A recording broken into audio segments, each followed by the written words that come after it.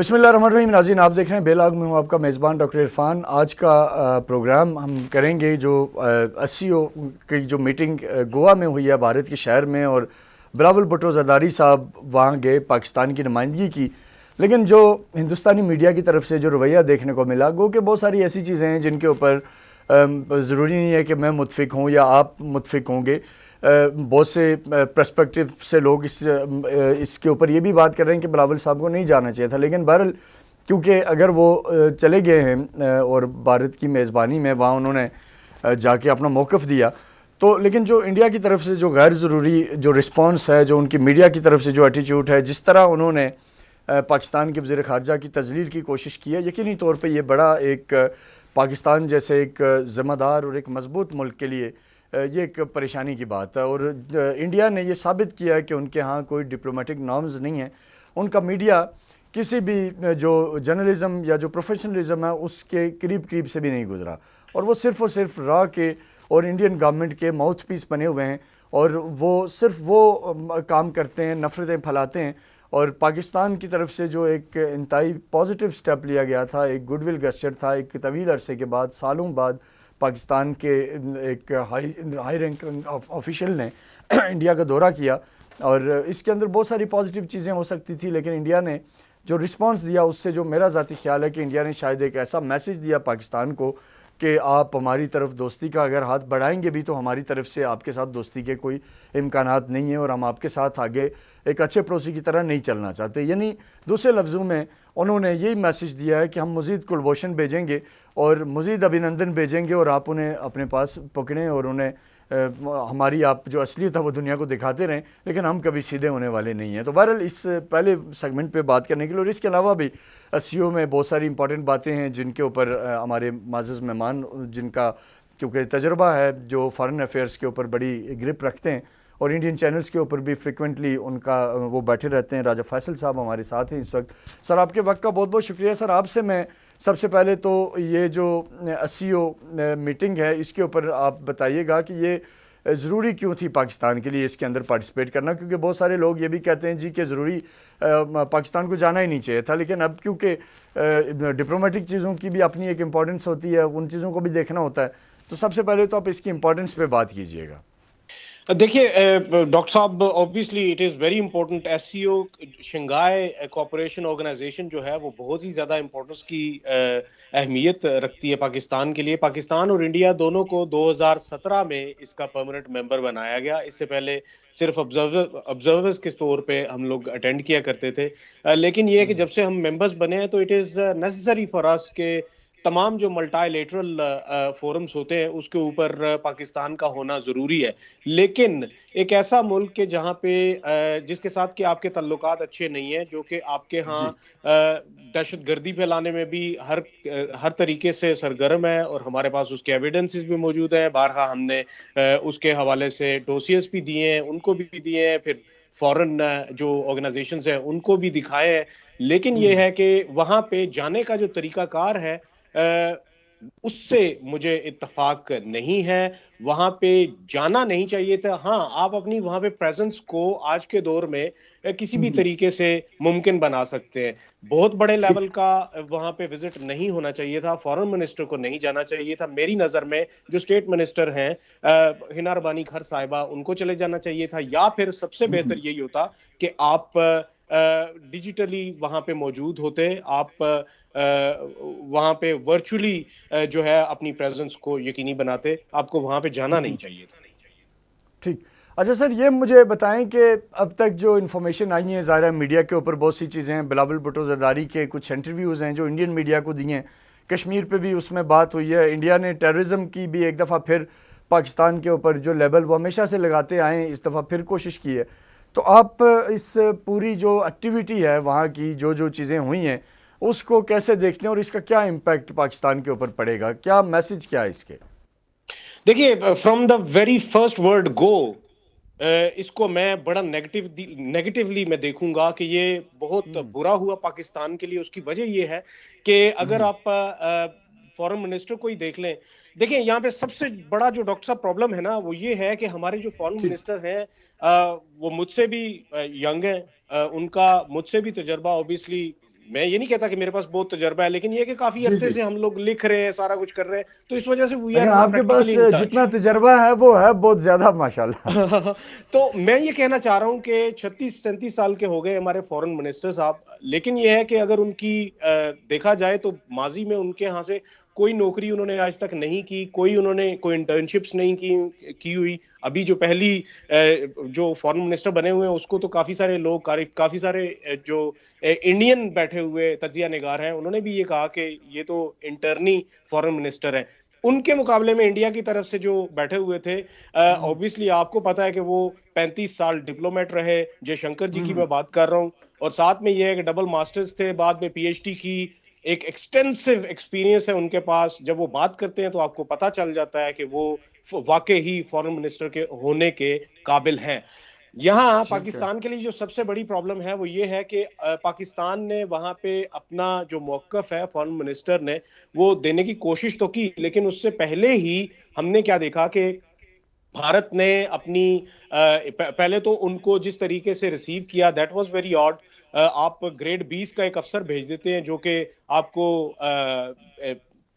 مطلب وہاں پہ ویلکم کرتا ہے, اور ساتھ میں اس کے ساتھ جو بیٹھے ہوئے ہیں وہ فورن منسٹر آف پاکستان ہے, کوئی ڈیکورم بھی نہیں رکھا. اور پھر اس کے بعد یہ ہے کہ جس طریقے سے وہاں پہ ہم نے یہ دیکھا کہ انہوں نے اسٹریٹ ٹورڈز کیمرا جے شنکر جی نے دیکھ کے تو نمستے کیا, where as on his left ہمارے فورن منسٹر تھے اور وہ ان کی طرف ہاتھ جوڑ کے نمستے کر رہے تھے. Why do we have to do that? ہم نے ایسا کیوں کرنا ہے؟ ہم اپنی وہاں پہ اگر چلے گئے ہیں تو ہمیں اپنی بات کرنے کی ضرورت ہے, کھل کے بات کرنے کی ضرورت ہے. جب بات کرتے ہیں ہم لوگ کہ پاکستان نے کیا کشمیر کے اوپر بات کی, کشمیر کے اوپر اس طریقے سے بات نہیں بھی کر سکے, اس کی جو سب سے بڑی وجہ مجھے نظر آتی ہے وہ یہ ہے کہ جو ایس سی او فورم ہے, ایس سی او فورم بیسیکلی آپ کو الاؤ نہیں کرتا کہ آپ اپنے بائی لیٹرل ایشوز کو وہاں پہ ہائی لائٹ کرتے پھریں. ایس سی او آپ کو جو سیکورٹی ریلیٹڈ ایشوز ہیں ان کے اوپر بائی لیٹرل جو سکورنگ ہے وہ نہیں کرنے دیتا. آن دا سائڈ لائنز جب آپ میڈیا کے ساتھ انٹریکشن کرتے ہیں تو وہ then obviously on the side lines اس میں آپ ان چیزوں کو ہائی لائٹ کر سکتے ہیں. تو میری نظر میں overall it was a bad decision to go there. وہاں پہ آپ کو صرف اور صرف اٹینڈ کرنی چاہیے تھی یہ میٹنگ, اور اس میں آپ اپنا ایک نارمل سا بیانیہ رکھتے کہ آپ اکانومی کے حوالے سے جو یہ ایس سی او ہے اس کو کیسے دیکھتے ہیں, کہ یہ کیسے انٹریکٹ کر سکتے ہیں دوسرے کنٹریز کے ساتھ, کیونکہ صرف ایک کنٹری انڈیا ہی تو نہیں ہے ایس سی او کا ممبر, باقی بھی تو ممبرز ہیں, باقی بھی تو آبزرورز ہیں. آپ اس کو کیسے دیکھتے ہیں؟ آپ وہاں پہ افغانستان کے ممبر بننے کا جو کیس ہے اس کو ہائی لائٹ کر سکتے تھے کہ it would be very good if Afghanistan becomes one of the members of SCO. اس کے تناظر میں آپ یہ بھی کر سکتے تھے کہ وہاں پہ آپ اس چیز کو بھی ہائی لائٹ کر سکتے تھے کہ ہم کنیکٹ کر سکتے ہیں سینٹرل ایشین ریپبلکس کو اور رشیا کو تھرو افغانستان, اور یہ ایس سی او کے لیے بہت اچھا ہوگا کیونکہ اس کی وجہ یہ ہے کہ چار آلریڈی سے جو سینٹرل ایشین ریپبلکس کے جو ممبران ہیں وہ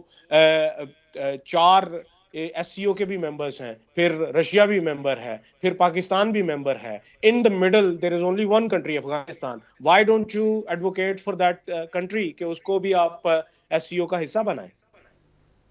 جی بالکل ٹھیک ہے. اچھا سر یہ مجھے بتائیں کہ کل کا جو اب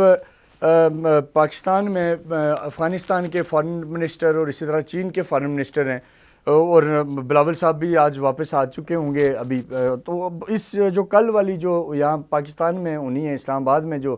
ٹاک ہونی ہے, اس کے بارے میں کیا کہیں گے؟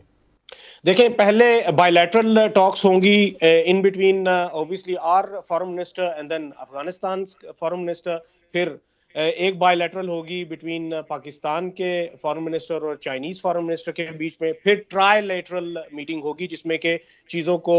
دیکھا جائے گا. میرے خیال میں اس وقت اس کی سب سے بڑی جو امپورٹنس ہے وہ دو تناظروں میں امپورٹنس ہے. نمبر 1 یہ کہ چائنا نے اکلوتا وزٹ انڈیا کو نہیں دینا تھا, انہوں نے یہ پائلڈ اپ وزٹ دینا تھا, وہ جیسے کلب وزٹ ہوتا ہے یہ ایسے کر کے دینا تھا تاکہ انڈیا اپنے آپ کو بہت ہی زیادہ سمجھنا شروع نہ کر دے. پاکستان کو اس لیے بیچ میں رکھا, اور یہ ریٹریٹ کرنے کی کوشش کی چائنا نے بھی کہ ایس سی او ہمارے لیے امپورٹنٹ ہے, ایس سی او انڈیا میں ہونا ہمارے لیے امپورٹنٹ ہے, لیکن at the same time we want to retreat کہ پاکستان ہمارے لیے سب سے زیادہ امپورٹنٹ ہے. ایک تو یہ وجہ. دوسری وجہ یہ ہے کہ ڈاکٹر صاحب اس چیز کے اوپر ہم نے بھی کوئی ہائی لائٹ نہیں کیا, پاکستان میں بھی اس چیز کے اوپر کوئی ہائی لائٹ نہیں کیا گیا. اسی ویک کے شروع میں آپ کو شاید علم ہو کہ جو این ایس اے ہیں انڈیا کے, وہ اجیت ڈوول, وہ تہران میں پہنچے ہوئے تھے اور ہائی لیولز کی انہوں نے میٹنگز کی ہیں. بیسیکلی وہ چابہار کو لنک کرنا چاہ رہے ہیں through Afghanistan with central Asian republics. جیسا کہ میں نے پہلے بات کی کہ یہ بات ہمیں وہاں پہ اس فورم پہ اٹھانی چاہیے تھی, وہ ہم نے نہیں اٹھائی. ہمیں یہ کرنے کی, چائنیز کو یہ نظر آ رہا ہے کہ انڈیا اس طرف سے چابہار کو انٹر لنک کر کے سی پیک کی جو اینی کنیکٹیوٹی ہے with Afghanistan and through Afghanistan to central Asian republics, اس کو نگیٹ کر دے گا. تو میرے خیال میں جو سب سے اس وقت اہم چیز ہے وہ یہی ہے کہ اس کو مائنس کرنے کے لیے, اس تاثر کو مائنس کرنے کے لیے, اسی لیے فارن منسٹر آف افغانستان کو یہاں پہ بلا لیا گیا ہے. چائنیز سیریس ہیں اس معاملے میں, چائنیز جو ہیں وہ سی پیک کو انٹر لنک کرنا چاہ رہے ہیں سینٹرل ایشین پبلکس کے ساتھ, اور دیٹ ٹو تھرو افغانستان. تو میرے خیال میں افغانستان کے بھی جو فارن منسٹر پاکستان میں اسلام آباد میں اس وقت موجود ہے, اس کی بھی سب سے بڑی وجہ یہ ہے کہ چائنیز فارن منسٹر کا یہ پلان تھا, اینڈ دین اوبیسلی اسلام آباد کو اس کام کے لیے چنا گیا. ٹھیک سر, یہ بڑا آپ نے اس کو بریفلی ایکسپلین کیا. ایک آخری چیز جو میں آپ سے جاننا چاہوں گا کہ اب انڈیا G20 سمٹ سری نگر میں کروانے جا رہا ہے, اس کے اوپر ہم دیکھ رہے ہیں کہ بڑا وہاں انڈین میڈیا نیریٹو بنا رہا ہے, اور جو انڈین سائیڈ ہے اگر آپ اس کو دیکھیں تو انہوں نے, انڈین میڈیا نے اس کے اوپر ایک ایسی ہائپ بنا دی ہے, اور وہ کشمیریوں کے ذہنوں میں یہ چیز ڈالنے کی کوشش کر رہا ہے کہ جی اس سے ٹورزم بڑھے گا, آپ کے پاس انویسٹمنٹ آئے گی, آپ کی زندگی بہتر ہوگی, اور بہت سا لمبا چوڑا ایک وہ اس نے سہانے خواب وہ دکھائے ہوئے ہیں. گو کہ کشمیر کے اوپر یا وہاں کی تحریک پہ اس کا سچ امپیکٹ تو نہیں آئے گا, لیکن اس کے باوجود ایز اے آپ جب اسلام آباد میں بیٹھ کے بات کرتے ہیں تو یہ کنسرن تو ہے کہ انڈیا نے اب اس ایکسٹریم لیول پہ وہ آگے چلا گیا ہے, اور ایک ڈسپیوٹڈ ٹیریٹری میں جو کہ وہاں وہ اس طرح کا ایک سمٹ کرا کے وہ ایک امپریشن دینا چاہتا ہے کہ وہاں سب نارمل ہے اور لوگ انڈیا کے ساتھ رہنا چاہتے ہیں. تو اس کو آپ کیسے دیکھتے ہیں؟ دیکھیں, یہ ابھی تک صرف اور صرف پرپوزڈ ہے, انڈیا ہی اس کے اوپر بات کر رہا ہے, لیکن میری اطلاعات کے مطابق انٹرنلی ایک دو کنٹریز ایسے ہیں G20 کے جنہوں نے کہ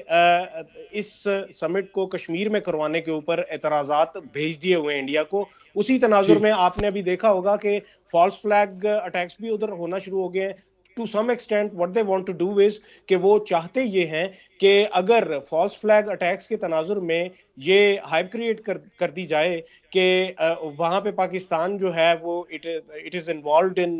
terrorist activities, تو لیٹر آن یہ ہے کہ وینیو کو چینج کر دیا جائے, وینیو کو دلی میں لے جایا جائے یا گوا میں لے جایا جائے یا کہیں اور پہ کروا دیا جائے,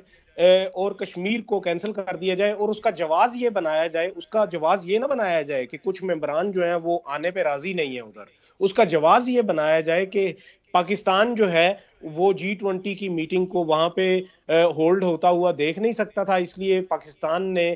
جو دہشت گردی کی سرگرمیاں ہیں ادھر ان کو تیز کر دیا. تو میرے خیال میں وہ صرف اور صرف اسی تناظر میں لے رہے ہیں اس کو, اور آئی ڈونٹ تھنک کہ جو کشمیر میں ہونے والی جو G20 کی سمٹ ہے میرے خیال میں وہ نہیں ہوگی, وہ کہیں اور پہ شفٹ ہو جائے گی, کیونکہ اس سے پہلے ہمیں آلریڈی سے دیکھنے کو نظر آ رہا ہے کہ فالس فلیگ اٹیکس ہونے شروع ہو گئے ہیں انڈیا میں, اور اس سے وہ یہ نیریٹو جنریٹ کریں گے کہ پاکستان کو وہ اس کا الزام دیں گے, اور ساتھ میں یہ ہے کہ دنیا کو بھی یہ باور کروائیں گے کہ ہم امن پسند ہیں, پاکستان امن پسند نہیں ہے, پاکستان G20 کی ایک اکانومی ریلیٹڈ جو سمٹ ہے اس کو بھی برداشت نہیں کر سکتا, اور ہم جو کہ کشمیر ہے ہی ہمارا اٹوٹ انگ, اور پاکستان کے پاس بھی کچھ لینڈ جو ہے وہ بھی ہماری ہے, اور یہاں پہ پاکستان جو ہے وہ ہمارے والے حصے میں بھی جو کہ ہمارے ہاتھ میں حصہ ہے وہاں پہ بھی پینیٹریٹ کرنے کی کوشش کر رہا ہے. لیکن یہاں پہ ڈاکٹر صاحب جو سب سے اہم بات یہ ہے, میں نے آج بھی 2 پروگرامز میں بیٹھ کے انڈین پروگرامز میں یہ بات کی, جب میں نے یہ کہا کہ کشمیر میں جو کچھ بھی ہو رہا ہے وہ صرف اور صرف جنگ آزادی ہے, اس کو آپ کوئی اور نام نہیں دے سکتے. تو ان کا یہ کہنا تھا کہ نہیں یہ آتنکواد ہے، اور کبھی کبھی یہ ہوتا ہے، ادروائز تو وہاں پہ تمام شانتی ہے، وہاں پہ امن ہے، وہاں پہ کوئی غلط نہیں ہو رہا. لیکن میرا آگے سے جواب یہ تھا کہ اگر وہاں پہ شانتی ہے، اگر وہاں پہ امن ہے، تو آپ نے پھر 7 لاکھ فوج وہاں پہ کیا آئی پی ایل کروانے کے کیوں لیے رکھی ہے؟ بٹھائی میں نے ہوئی ہے یا دیکھا وہ گلی آپ ڈنڈا کا، کھیل رہے ہیں؟ ابھی میں نے وہ آپ کا کلپ دیکھا کچھ منٹ پہلے بالکل. دیکھا. بالکل آپ نے اس کو بڑا اور یہی اسی تناظر میں اس کو دیکھتا ہوں کہ وہ G20 میں جو وہ کرنے کی کوشش کر رہے ہیں، وہ شاید G20 وہاں پہ نہیں ہوگی. ٹھیک. سر آخری سوال آپ سے میرا کہ کل جو آج کا جو ہوئی ایونٹ، جو بھی گوا کے اندر جو چیزیں ہوئیں، اس کے بعد اب پاکستان کا کیا رسپانس ہونا چاہیے؟ بلاول صاحب نے کہا کہ وہ یہاں پہنچ کے ایک پریس کانفرنس کریں گے اور اپنے خیالات کا اظہار کریں گے. آپ کا کیا خیال ہے کہ اس ساری سچویشن کے بعد پاکستان کا ری ایکشن کیا ہونا چاہیے؟ ڈاکٹر صاحب، آپ بھی پنڈ سے تعلق رکھتے ہیں، میں بھی ایک پنڈ سے تعلق رکھتا ہوں. آپ کو بہت اچھے طریقے سے پتا ہوگا پنڈ میں دریکیں بھی ہوتی ہیں اور بیریاں بھی ہوتی ہیں. ہم نے کیا یہ ہے کہ ہم نے دریک کا جو درکینو ہے اس کو اٹھا کے اپنے منہ میں ڈال لیا ہے، اور ہم ایکسپیکٹ یہ کر رہے تھے کہ یہ بیری کا بیر ہے اور یہ مزے کا ہوگا. اور بھائی وہ ہے ہی کڑوا، وہ درکینو ہے، انڈیا ہے ہی کڑوا ہمارے ساتھ. ہم پھر کیا ایکسپیکٹیشنز وہاں سے لگا کے بیٹھے ہوئے تھے؟ ہمیں کوئی بھی ہائی ایکسپیکٹیشنز اس کے حوالے سے بالکل نہیں رکھنی چاہیے تھی، کیونکہ میری نظر میں انڈیا کے ساتھ ایک ہی معاملہ فیوچر میں ایک ہی طریقے سے طے پایا جا سکتا ہے، اور وہ یہ ہے کہ 2 فرنٹ انڈیا کے ساتھ وار کی جائے گی. ادھر سے آلریڈی سے چائنا بیٹھا ہوا ہے، ادھر سے پاکستان بھی اپنے آپ کو اسٹرینتھن کرے. جس دن موقع ملتا ہے انڈیا کو وہ ناکو چنے چبائیں اور گھس جائیں جموں میں. پھر جموں کے آگے آگے جتنا بھی ہے، وہ کشمیر بھی گیا اور پھر ساتھ میں لداخ بھی گیا. لداخ چائنا پکڑ لے، کشمیر پاکستان پکڑ لے، پھر دیکھتے ہیں کہ انڈیا جموں کے بارے میں کیا کرتا ہے. ٹھیک بالکل ٹھیک ہے سر، یہ آپ کی بات بھی درست ہے، اور میرا ذاتی خیال بھی یہی ہے کہ انڈیا کے ساتھ آپ جتنی اپیزمنٹ کی پالیسی رکھیں گے اتنا وہ سر پہ چڑھے گا. اور پاکستان کی جو امپورٹنس ہے جیوگرافیکلی، پھر جو انڈیا کے اندر جو اس وقت وہاں کی تحریکیں چل رہی ہیں جو انڈیا کے اندر آزادی کی ہیں کشمیر کے علاوہ، وہ اتنی مضبوط ہیں کہ اگر پاکستان اور چائنا مل کے کوئی آگے بڑھیں تو میرا نہیں خیال کہ انڈیا سسٹین کر پائے گا. تو بہرحال کل سے آپ دیکھ رہے ہیں وہ منی پور میں بھی ان کے جو ایشوز چل رہے ہیں اس کا بھی آپ کو اندازہ ظاہر ہے. بالکل. تو میرے خیال میں ڈاکٹر صاحب یہ ہے نا کہ یہاں پہ میرے خیال میں پاکستان کو بھی اور چائنا کو بھی یہ اس بارے میں سوچنا چاہیے، اور ایسی جو در اندازیز ہیں ان کو بڑھانا چاہیے. میرے خیال میں چائنا کو اس وقت یہ کرنا چاہیے کہ چکن سنیک پہ اور جو 7 سسٹرز ادھر موجود ہیں ایسٹ میں انڈیا کے، وہاں پہ جا کے چڑھائی کر دے. وہاں پہ جا کے انٹرنلی لوگوں میں پیسے بانٹ کے انڈیا کے خلاف ان کو ابھارے. کیونکہ 32 اس وقت سیپریٹسٹ موومنٹس چل رہی ہیں انڈیا میں، اور صرف اور صرف ایک کشمیر کے بارے میں ہم بات کرتے ہیں. 32 کے بارے میں،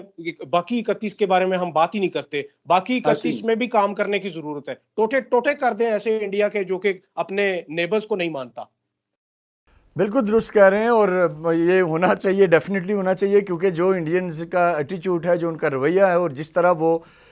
قبضہ کر کے بیٹھے ہوئے ہیں، مقبوضہ کشمیر کے اوپر قبضہ ہے، اسی طرح جو باقی سٹیٹس ہیں جن کی آپ نے بات کی، تو یقینی طور پہ ان سب سٹیٹس کو آزادی ملنی چاہیے جو ان کا رائٹ ہے، خالصتان بننا چاہیے، اور باقی جو سٹیٹ ہے انہیں آزادی ملنی چاہیے. ناظرین، فیصل راجہ صاحب آپ کا بہت بہت شکریہ، آپ نے اپنا قیمتی ٹائم دیا. ہم نے بڑا تفصیل سے SCO میں پاکستانی وزیر خارجہ کی شرکت اور اس کے بعد اس کے کانسیکوینسز کے اوپر تفصیلی بات کی، انڈیا کا جو ایٹیچیوڈ ہے اس کے اوپر بات کی، اور جو ایک چیز جو پوری گفتگو کے اندر سامنے آئی ہے کہ انڈیا کیونکہ ایک اگریسو ملک ہے، اور وہ جمہوریت کے نام پہ ایک بنیادی طور پہ وہ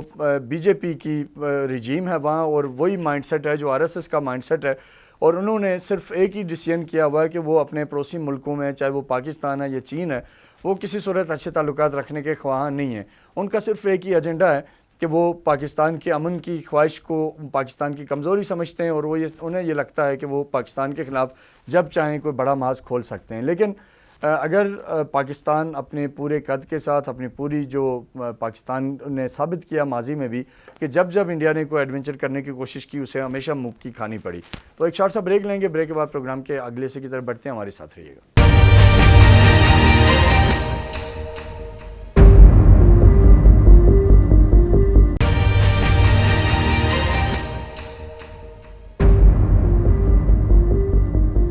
ویلکم ویلکم بیک ناظرین. پروگرام کے پہلے حصے میں ہم نے بات کی کہ جو بلاول بھٹو زرداری صاحب کا وزٹ تھا گوا کا, اس کے کیا امپیکٹ آئیں گے, انڈیا کا جو ایٹیچیوڈ اور ان کے میڈیا کا اسپیشلی تھا, اس کے بعد پاکستان کو کیا کرنا چاہیے, یہ آنے والے ایک آدھ دن میں چیزیں ڈیفینیٹلی کلیئر ہوں گی. اب اس سیگمنٹ میں ہم ایک بڑی امپورٹنٹ چیز ڈسکس کریں گے. آپ سب کے علم میں ہے کہ پچھلے دنوں میں سابق پرائم منسٹر آزاد کشمیر سردار تنویر الیاس کو کورٹ نے ڈسکوالیفائی کیا اور اس کے بعد وہاں پی ڈی ایم کی گورنمنٹ بن گئی. پی ڈی ایم کی گورنمنٹ بننے ہوئے آج میرا خیال ہے کوئی 18 کے قریب دن ہو چکے ہیں, لیکن ابھی تک وہ اس گورنمنٹ کا نہ کوئی سر ہے نہ پیر ہے, نہ وہ اس وقت تک باضابطہ گورنمنٹ بنا پائے ہیں. کئی طرح کی افواہیں ہیں, کئی طرح کے رومرز ہیں. اس حوالے سے بات کرنے کے لیے مظفر آباد سے سینئر صحافی طارق نقاش صاحب ہیں, جو کہ مظفر آباد کے سینئر ترین صحافیوں میں آزاد کشمیر کے جن کا شمار ہوتا ہے اور ایک بڑے نیشنل اخبار کے لیے لکھتے ہیں. سر آپ کے وقت کا بہت بہت شکریہ. سر میں یہ تھوڑا سا اسی کے اوپر آپ سے بات کا آغاز کروں گا کہ کیا آپ دیکھ رہے ہیں کہ یہ جو ایک پی ڈی ایم کی گورنمنٹ بنی, بظاہر تو بڑا لگ رہا تھا کہ یہ بنتے ساتھ ہی چیزیں اپنی بنا لیں گے, لیکن ابھی تک کچھ کنفیوژن ہے اور اسپیکر کا بھی الیکشن نہیں ہو پا رہا, وزارتیں بھی نہیں دی جا پا رہی. تو کیا یہ آپ کو کیا لگتا ہے کہ ایشو کیا ہے, کہاں جا کے یہ بات پھنس گئی ہے؟ بہت شکریہ ڈاکٹر صاحب. ایکچولی بس بہان مزید ایک کنبا جڑا, کہیں کی اینٹ کہیں کا روڑا. جب اس طرح کی صورتحال جہاں بھی ہوگی تو وہی کچھ ہوگا جو آزاد کشمیر میں ہو رہا ہے. اس کے لیے اسارٹیڈ پیپل ہیں, نون لیگ, پیپلز پارٹی اور پی ٹی آئی کے رینیگیٹ جو ہیں کہ منحرف اراکین اسمبلی ہیں. شروع میں جو بات چلی تھی کہ وہ شاید یہ تھی کہ انوار الحق صاحب نے کہا تھا میرے ساتھ 12 لوگ آ رہے ہیں, اور ان کے درمیان ایک ان ریٹن ایک فارمولا طے ہوا تھا کہ 6 لوگ جو ہیں وہ پی ٹی آئی کے کابینہ میں لیے جائیں گے منحرف اراکین, اور 6 لوگ جو ہیں وہ پیپلز پارٹی کے جو اپوزیشن کا بڑا گروپ ہے ود 12 لیجسلیٹرز, اور 4 لوگ جو ہیں مسلم لیگ نواز کے جو ہے وہ کابینہ میں لیے جائیں گے, اور اسپیکر جو ہے وہ پیپلز پارٹی سے ہوگا, سینئر منسٹر مسلم لیگ نواز سے ہوگا, اور پرائم منسٹر رینیگیٹ گروپ سے آلریڈی الیکٹ ہو چکے تھے. لیکن چونکہ 12 کے بجائے وہاں کافی زیادہ لوگ چلے گئے. آزاد کشمیر میں یہ المیہ ہے 2006 کے بعد جو ہے ہم یہ دیکھ رہے ہیں کہ ہم یہاں ایم ایل اے الیکٹ نہیں کرتے, ہم یہاں ہر بندہ وزیر اور وزیر اعظم بننے کے الیکٹ ہوتا ہے. اس کے لیے وہ اخلاقیات, مورالٹی, ایتھکس سب کچھ قربان کرنے کے لیے بھی تیار ہوتا ہے, جو بہت انفارچونیٹ بات ہے, جس کی وجہ سے لوگوں کا اس نظام سے اعتماد جو ہے وہ اٹھتا جا رہا ہے. لوگ سمجھتے ہیں کہ اس سے بہتر ہے یہاں ایک ایڈمنسٹریٹر مقرر کر دیا جائے جنرل حیات خان مرحوم کی طرح, اور وہ 2 مشیران یا 2 وزیران سے پورے آزاد کام چلاتا رہے, کام چلاتا رہے. تو وہ چونکہ زیادہ لوگ بینڈ ویگن میں شامل ہو گئے ان کی, تو اب پرابلم پیش آ رہی ہے انوار الحق صاحب کو کہ وہ سارے اکثر لوگ وہاں سے وزارتیں چھوڑ کے آئے ہوئے تھے, سارے یہاں وزیر بننا چاہتے ہیں, لیکن پیپلز پارٹی لائن شیئر لینا چاہتی ہے, اچھے محکمے لینا چاہتی ہے. یہ جو ایک ان کے درمیان جو ہے اتفاق رائے اس پہ نہیں ہو رہا ہے. ایک تو بات یہ ہے, دوسرا یہ ہے کہ اسی وجہ سے وہ اسپیکر کا الیکشن کی نہیں اس وقت. سر ایک چیز تھوڑی سی بتائیے گا کہ اس وقت آزاد کشمیر کے اسپیکر اور پرائم منسٹر دونوں عہدے ایک ہی شخص کے پاس ہیں یا کیا ہے یہ, اس پہ تھوڑا سا بتائیے گا. نہیں, عہدے تو جس وقت مومنٹ وہ پرائم منسٹر کا اوتھ نے لے لیا تو ٹو بی دا اسپیکر, وہ تو اس وقت اسپیکر نہیں رہے ہیں, لیکن چونکہ وہ قانون ساز اسمبلی کے سیکرٹری جو ہے وہ انہی کے لگائے ہوئے ہیں, ان کے بہنوئی لگتے ہیں, اور ان کو 2010 میں انہوں نے براہ راست گریڈ 20 میں بھرتی کیا تھا. تو عملاً قانون ساز اسمبلی کا کنٹرول بھی ان کے پاس ہے. بظاہر تو وہاں ڈپٹی اسپیکر جو اپوزیشن سے ان کا تعلق ہے, یعنی جو پی ٹی آئی سے ان کا تعلق ہے, ریاض گجر کا, لیکن پرائم منسٹر وہاں بہت ان کا جو ہے ویلز کلاؤڈ ہو رہے the assembly secretariat because of his brother in law تو ہیں. تو لیکن ابھی تک اس کا جو اسکیڈول نہیں آ رہا ہے اسپیکر کے الیکشن کا, اور یہی وجہ ہے کہ جب تک یہ ان کے جو وزارتوں کے معاملات ہیں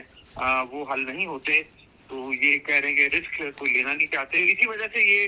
آئین میں وہ ترمیم کر رہے تھے, جو 15ویں ترمیم لا رہے تھے. کابینہ کی جو سائز پہ قدرن تھی, اگر آپ کے ناظرین کو یاد ہو یا میں ان کو یاد کرواتا چلوں کہ جون 2018 میں مسلم لیگ نواز کی جو حکومت تھی راجہ فاروق حیدر کی سربراہی میں, اس نے آئین میں 13ویں ترمیم کی تھی, جس کی روح سے بہت سے اختیار واپس جو لیے گئے تھے اے جے کے کونسل سے.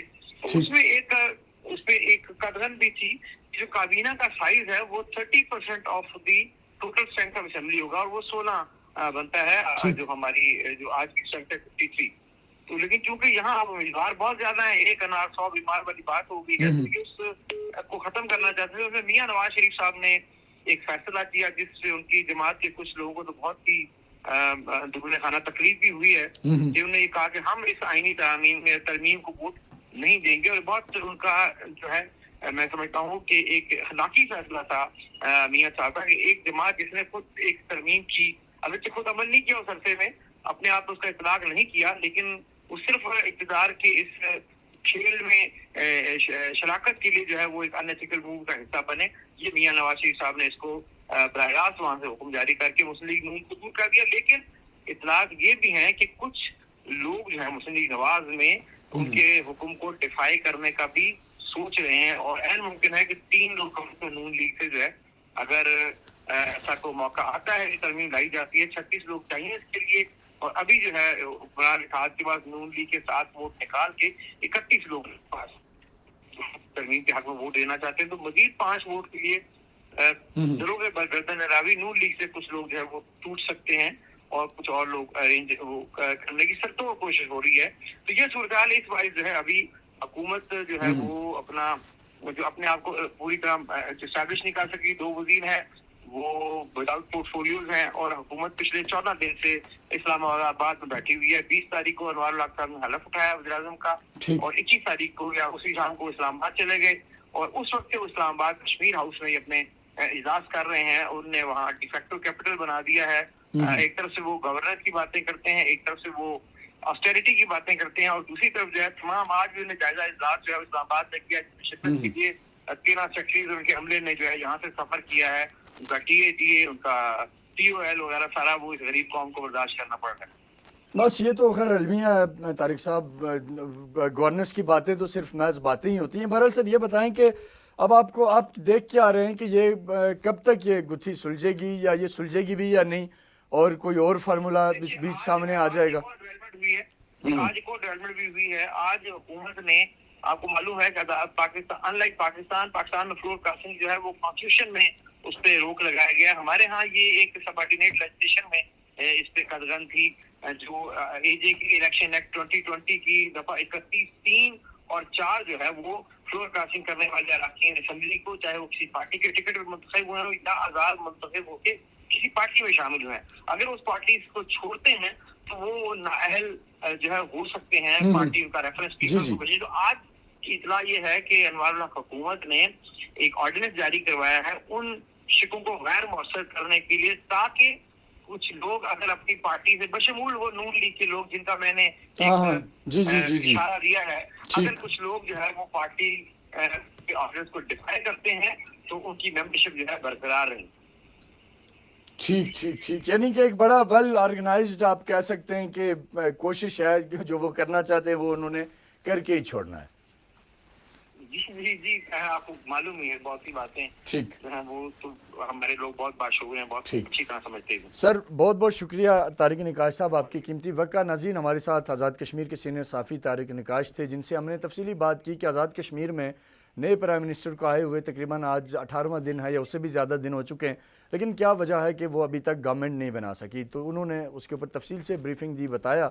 کہ اس وقت کیونکہ وہاں پاکستان پیپلز پارٹی PMLN اور اسی طرح سے جو پاکستان تحریک انصاف کے منحرف اراکین ہیں وہ ایک چوچو کا مربع بنا ہوا ہے. ہر کوئی اقتدار چاہتا ہے اور ہر کوئی اچھی وزارت چاہتا ہے, اور اس ساری صورتحال کے اندر ظاہر ہے وہ عوام جو آزاد کشمیر میں امید لگائے بیٹھی ہوتی ہے کہ ان کی سڑکیں, ان کے ہاسپٹل, ان کے اسکول, ان کی باقی بیسک ضروریات پوری کی جائیں گی, بدقسمتی سے وہ